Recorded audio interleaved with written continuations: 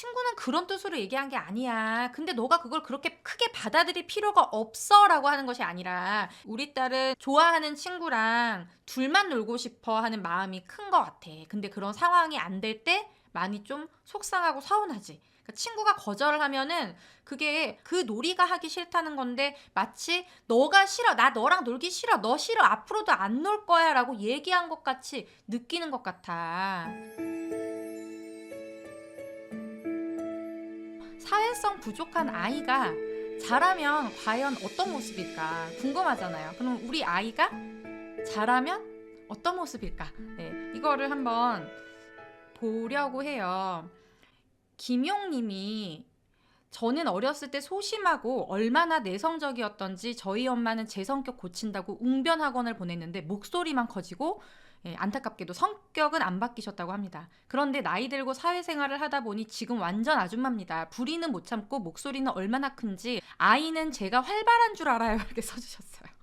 제가 아줌마들이랑 노는 거 보더니 자기도 친구들과의 관계를 배우는 것 같더라고요. 그러니까 이 어렸을 때는 우리 할머니가 걱정할 정도로 어머니가 걱정할 정도로 웅변 학원도 보내고 그랬는데 지금은 사회생활 굉장히 잘하고 있다. 이렇게 얘기를 해주셨고 또 김꽃기린님은 이제 자녀에 대한 얘기예요. 좀 큰 아이예요. 저는 꼭 친구가 사람일 필요는 없다고 생각을 해서 사람일 필요가 없다. 친구가 꼭 미술을 시켰습니다. 어디를 가던 종이와 연필만 있으면 외롭지 않을 것 같아요. 원래 그리는 것을 좋아해서 지금은 미대 준비 중이에요. 집중하는 재미도 느끼며 이렇게 써주셨어요. 실제로 제가 이제 코칭을 했을 때도 한 아이가 기차 이렇게 좋아하는 아이들 있잖아요. 한 가지를 굉장히 집중적으로 좋아하는 아이. 그러니까 이 아이가 쉬는 시간에 친구들이랑 놀지 않고 매번 이제 그 책을 보는 거예요. 그래서 그 책을 보는데 친구들이 와서 한마디씩 물어볼 때 내가 아는 것에 대해서 물어보니까 얘가 굉장히 그것에 대해서 기차의 종류라든지 어떻게 작동이 되는지 이제 이런 것들을 자세하게 이야기를 해주다 보니까 그 주제만큼은 얘가 이제 척척 박사, 기차 박사 이렇게 된 거죠. 그래서 친구들이랑 대화를 많이 하면서 거기에서 즐거움을 느끼고 아이가 성취감도 느끼고 이렇게 친구 관계를 만들어간 경험들도 있었어요. 그래서 아이가 어려워한다면 좀 내가 잘하는 것들을 하면서 즐거워하는 모습을 보일 때 또 우리 친구들이 관심을 가져주거든요. 관심을 가져주는 친구가 있을 때 어떻게 대응할 것인가. 네, 이런 부분들도 같이 이야기 나누면 좋을 것 같아요. 네. 니케이님이 어릴 때 굉장히 사회성이 없었는데 지금은 사회생활, 직장생활도 하고 아이도 낳고 하면서 꽤 사회적인 사람으로 보인다. 이렇게 써요. 사회적인 사람으로 보인다. 하지만 아직도 전 사회성이 좋았으면 좋겠다. 막 그런 생각을 한 적이 없어요. 저희 남편하고 비슷하네요. 네. 그리고 직장 생활할 때도 두루두루 잘 지내고 지금은 주부가 되었는데 그냥 동네 엄마들하고 두루두루 잘 지낸다. 전 그냥 요 정도 관계 속에서 사는 게 편하네요. 이렇게 말씀하셨습니다. 크게 공감합니다. 사회성이 좋아야 잘 살 수 있다고 성공한다고 여기며 딸아이 키울 때 걱정이 굉장히 컸었대요. 커서 은둔 생활을 하게 될지도 모르겠다고 여기며 만화만 너무 좋아하고 의무란 책만 보고 얼마나 걱정하셨겠어요. 애를 이해하고 들여다보기보다 내 걱정에, 이 어머니 말씀이에요. 애를 이해하고 들여다보기보다 내 걱정에 많이도 닥달하며 힘들었대요. 그 시기를. 그런데 28살까지 모태솔로 시기를 거쳐 첫 연애를 3년 하고 결혼까지 하고 직장 생활도 잘하고 있습니다. 어느 것은 시간에게 맡기는 방법도 있는데 하시면서 예전 생각에 글 남긴다고 지금 이미 자녀분이 커서 결혼까지 하고 한 거예요. 근데 이런 경험들을 정말 남겨주셔서 너무 감사하더라고요. 이런 경우도 있었습니다. 레이첼님이 저는 아이가 사회성이 너무 많아서 걱정이에요. 모든 아이들과 금방 친해지고 자꾸 집에 오라고 하고 저랑 달라서 힘들어요. 이런 경우도 있는데 실제로 이렇게 사회성이 좀 높았던 부모님이 써주신 글이 또 있습니다. 저는 진짜 맞벌이 부모에 일찍 기관 다녔고 골목대장 마냥 잘 놀았고 학교 가서도 주목받길 바랬고 그냥 사회성 문제 없어 보이는데 자, 여기서 제가 오늘 정말 중요하게 얘기하고 싶은 부분이 있거든요. 진짜 제 스스로 평가는 사회성이 낮다 이렇게 얘기를 하시는 거죠. 친구 관계도 내실이 없다. 그리고 상대 존중 이런 것도 잘 못하는 것 같고 그러니까 어린 아이들을 그냥 눈에 보이는 모습으로 평가하는 건 아닌 것 같다 이렇게 써주셨거든요. 그러니까 겉으로 볼 때 우리가 사회성 좋아하고 굉장히 적극적이고 골목대장처럼 리더십도 있고 그런 친구인데 스스로 내가 느낄 때는 별로 사회성 좋다고 느끼지 않았다는 거예요. 이럴 수 있다는 거예요. 우리가 자꾸 이 관점들을 좀 바꿔봐야 합니다. 그런데 저의 과거를 돌아봤을 때 제가 사회성이 되게 좋다라고 생각을 했거든요. 왜냐면 항상 주변에 친구들이 많이 있었고 친구 때문에 별로 힘들었던 적이 없어요. 친구들이 저한테 서운해하면은 왜 이게 서운한 일이지? 그러니까 지금 생각해보면은 공감 능력이 또 떨어지는 것 같기도 한 거예요. 나는 그렇게 중요하게 생각을 안 하는데 친구가 서운했대. 그래서 제가 아이를 키우면서 저의 그 과거를 돌아보니까 아, 그렇게 별로 사회성이 좋지 않았구나. 친구의 입장에서 봤을 때는 좀 별로인 친구였을 수도 있겠다. 그 다음에 점점 더 제가 생각을 해보니까 더 어렸을 때로 돌아가 보니까 뭐가 있냐면 저는 지금까지 친하게 지내는 친구들을 다 보면은 공통점이 있더라고요. 그걸 몰랐어요, 제가. 뭐냐면 저한테 처음으로 말을 걸어준 친구더라고요. 그러니까 이런 걸 보면서 아, 내가 먼저 말을 거는 거를 좀 힘들어하는 아이구나라는 걸 생각을 했어요. 지금까지 저는 우리 아이가 남편의 기질을 좀 닮아서 그렇다라고 생각을 하다가 이게 아니라는 사실을 알게 됐죠. 근데 왜 나는 지금까지 나는 그냥 사회성이 좋다고 생각했을까? 그래서 친구 관계 때문에 힘들다고 생각하지 않았던 이유가 심심했던 적이 별로 없었던 것도 있고 항상 필요할 때 이제 뭔가를 찾아서 했었던 것도 있는데 예, 엄마가 그런 부분들을 많이 채워줬던 것 같아요. 그 관계에서의 안정감이나 이런 아쉬움들이 느껴지지 않게끔 해줬던 것 같고 그러다 보니까 내가 인식하는 나의 사회성이 긍정적이었던 거지 이 영상을 보는 다른 내 친구들이 있다면 다를 수 있겠죠. 근데 제가 말씀드리고 싶은 건 우리가 부모로서 아이들을 이제 아이의 사회성을 바라보고 어떤 메시지를 줄 것인가라고 했을 때는 친구들이 느꼈을 때도 물론 중요한데 지금 일단 우리 아이를 봐야 되잖아요. 이 아이가 내가 인식하는 나의 사회성을 어떻게 정의할 것인가가 이 아이가 사회생활을 해나가는 데 있어서 덜 힘들지 않을까?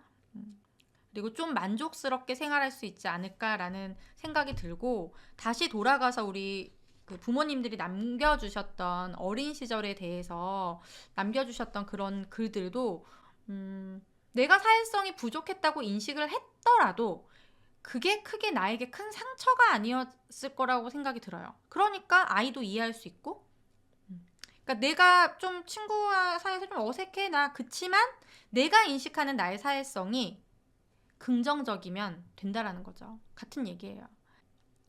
중요한 거는 자기 이해라는 생각이 드는 거예요. 부모로서 뭘 높여줘야 될 거니 아이한테. 기질이 바뀌지 않는데 그러면 기술적인 것도 우리가 뒤에 할 건데 우선순위라는 게 있다는 거예요. 그럼 우선순위에서 첫 번째가 뭐냐. 자기를 이해하게끔 만들어주는 거. 내가 어떤 사람인가.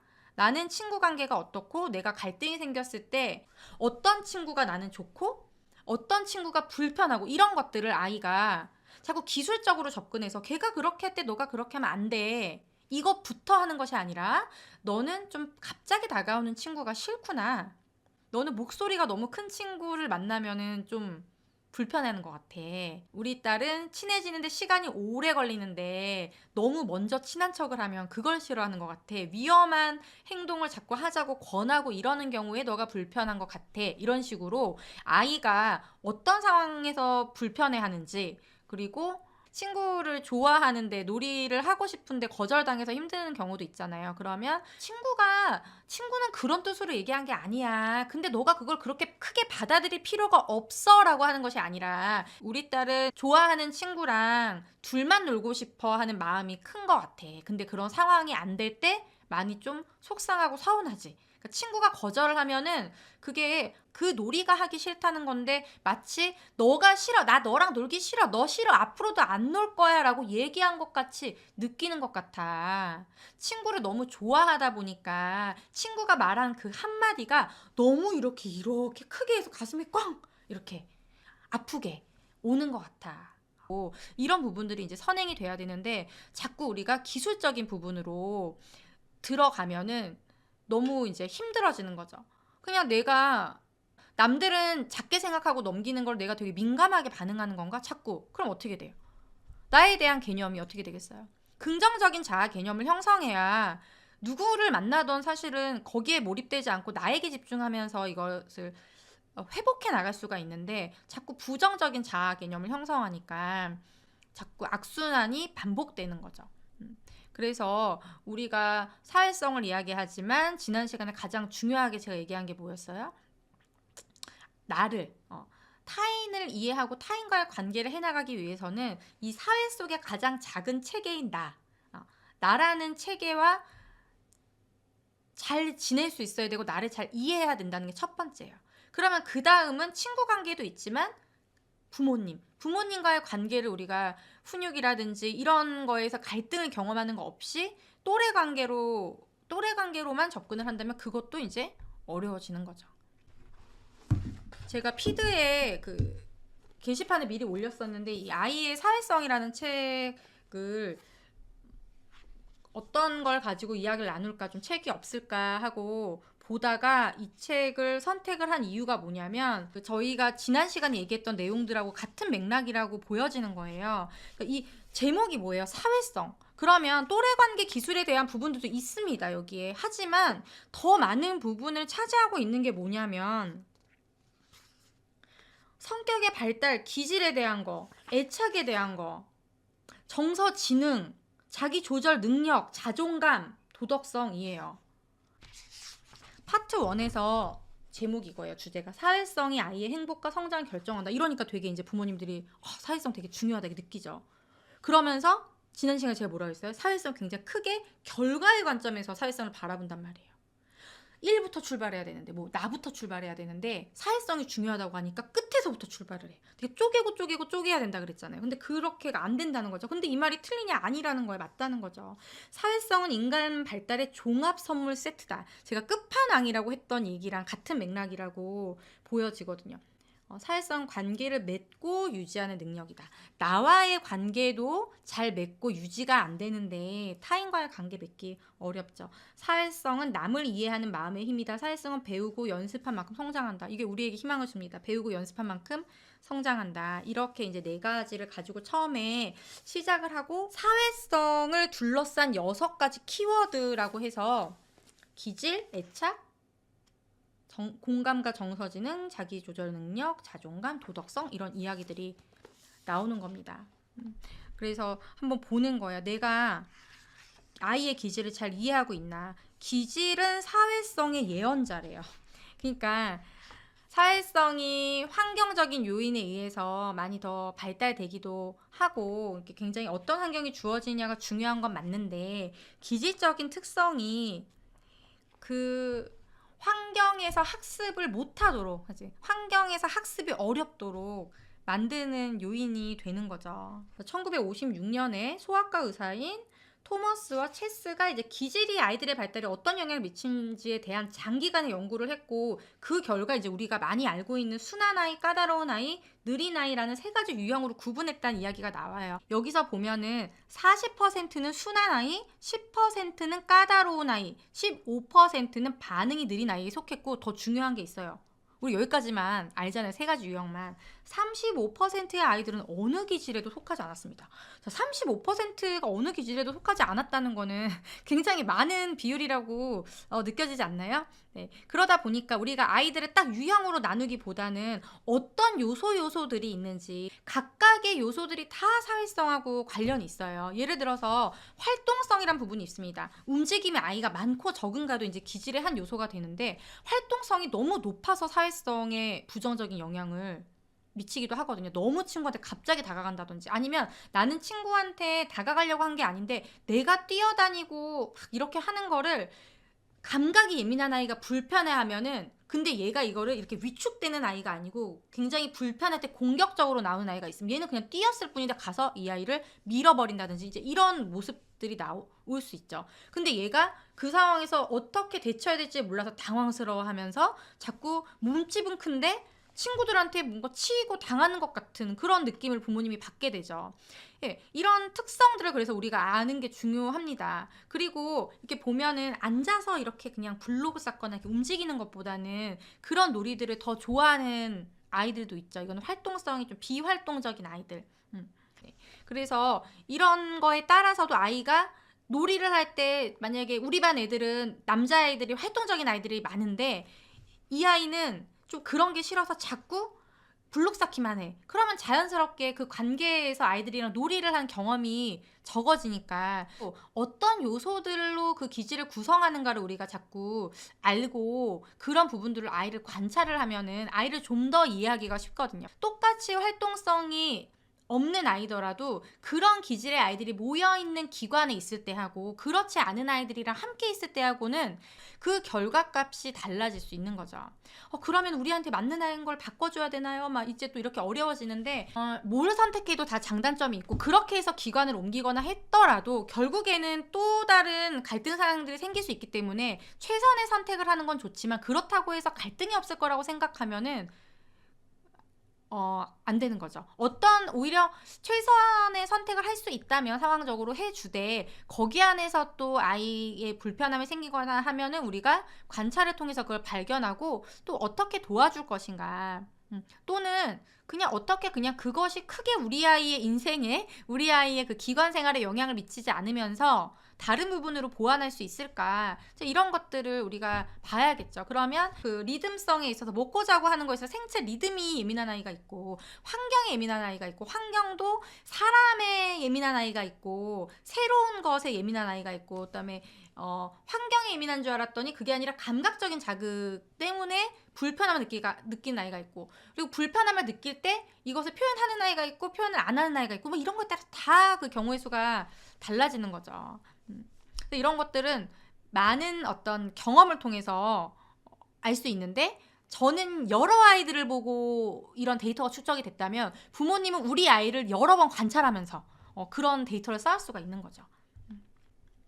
에그몽님이 저희 아이가 활동성이 적은 남아인데 자기와 성향이 비슷한 아이랑 논다고 하더라고요 했는데요. 너무 좋죠. 그런 거는 그러니까 어떤 정답이 없는 것 같아요. 활동성이 적은 아이인데 되게 활동적인 아이를 좋아하고 그 아이들이랑 놀고 싶어하는 아이들도 있고 근데 지금 중요한 거는 내 아이라고 했잖아요. 그럼 우리 아이가 성향이 비슷한 아이랑 노는 걸 좋아한다고 하면은 그 관계에서 더 많은 경험들을 하게끔 도와주면 좋겠죠.